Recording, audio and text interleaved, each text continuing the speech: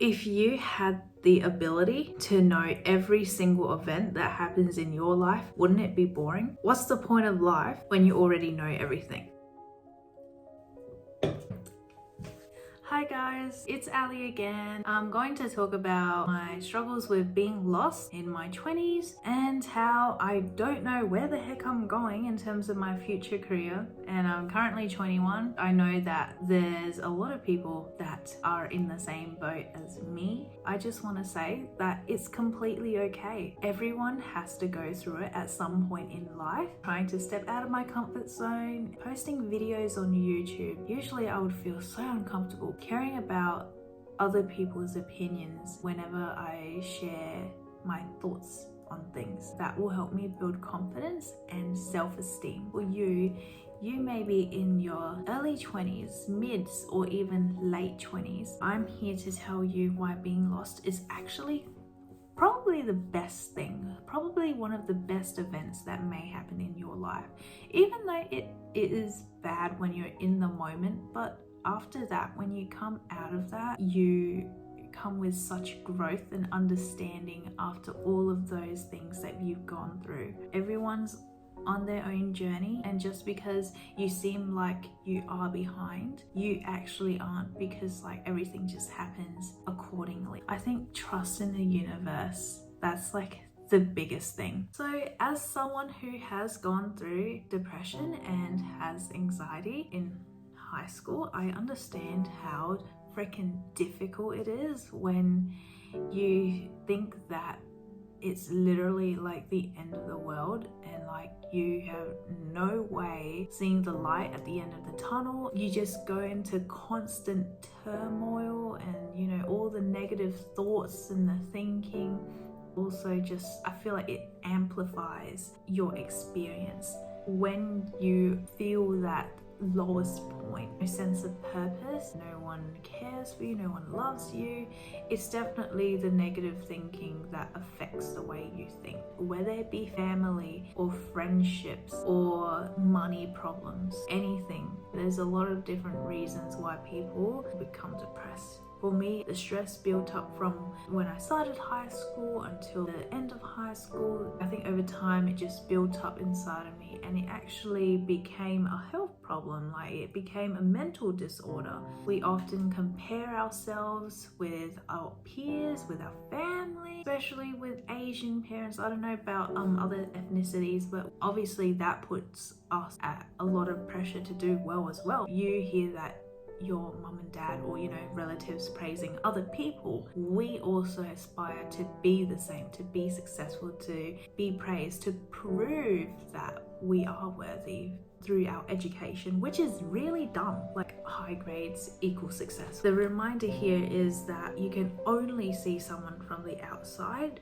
and there's much more beneath the surface level. We don't know what they go through every day and what they struggle with. There may be other problems going through someone's life, even though it seems like they are successful. I needed to take a chill pill, but the teachers are pushing you to do well. It's not that it's a bad thing, putting yourself a lot of pressure and an expectation to do well. Like, it's hard. Anyways, with the constant negative thinking, you're vibrating at a low vibration. That's because you keep feeding the negative thoughts, and that just goes to low vibration levels. Eventually it manifests into health problems, either sooner or later in your life. And this is exactly what happened to me. And I don't want you guys repeating the same mistake, hopefully trying to prevent this from happening. During my depression, I went to my family doctor a lot, and I also went to a psychiatrist as well. And I was even prescribed medication, antidepressant. I don't think that went well for me. I think when you take that, you go through a lot of like roller coasters. The amount of side effects that you get with that, like, oh my gosh. He taught me this one lesson that I didn't understand as a depressed person, okay? I was at a low vibration and it was really hard to be hopeful about the future, like knowing that I will be okay. Mindset is everything. It's hard. It's freaking hard. Your thoughts affect your body. When you feed yourself bad thoughts, that's messing up with your body. He also mentioned that I have to be comfortable with change. A lot of the motivational videos that I have watched all talk about being comfortable with change, be able to conquer. Because when you're always comfortable, you're actually not really achieving anything. You're at the surface level, but when you're uncomfortable, you are experiencing new events, new things, and that's where it leads to major personal growth. It's good to be aware that you don't know where you're going in life, because you're realizing that something's not right, something's not aligning with you, something's not clicking in the right way. It doesn't seem to bring you genuine happiness. This realization is actually driving you to make a change in your life. It drives you to reflect on what's most important to you and what makes you feel fulfilled. This is all part of the process of being lost, and without it, how can you put your energy and focus on things that matter to you? Go on a deep dive and think about what you like, what you dislike, things that give you energy and things that don't, especially at work. Are you actually doing things that you really actually want, or are you doing it to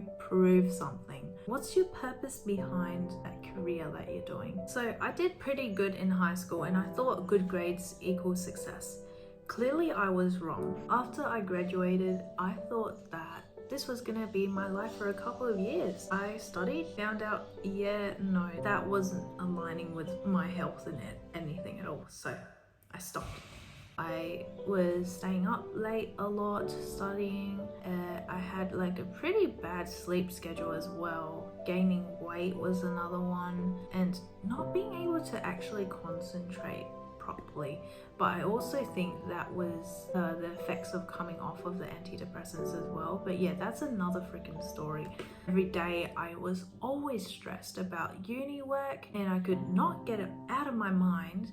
Even when I'm just doing fun activities such as shopping or like cooking or hanging out with friends, like it still stayed in the back of my mind. Like I think my brain, I just overworked my brain, which caused so many freaking problems. This made my autoimmune disease worsen really bad, and I had to keep going back and forth to doctor appointments to get it checked, and it just wouldn't go away, and it was still always there. I went on tablets, I went on eye drops, it just back and forth. Mind you, I was diagnosed since I was 14, and they have been treating me for 7 years now. At that time when I was studying, I really wanted the degree. Like I really wanted to get this done so that I can go out into the world, further progress. I kept pushing myself for another year, but doing that has actually negatively affected me.